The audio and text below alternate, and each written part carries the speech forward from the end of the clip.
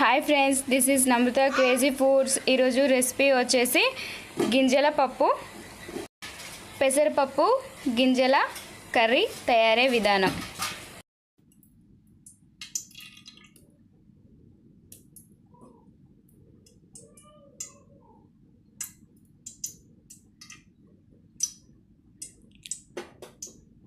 కొంచెం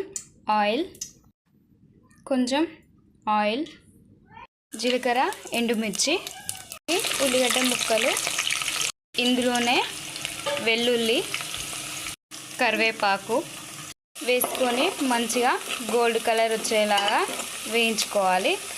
ఇప్పుడు ఒక హాఫ్ అన్ అవర్ ముందు నానబెట్టిన పెసరపప్పు చూసారా, ఒక 10 నిమిషాల పాటు ఒకసారి మూత పెడుతూ కలుపుతూ ఒక 10 నిమిషాల పాటు వేయించుకోవాలి. ఇలా వేగిన తర్వాత ఇందులో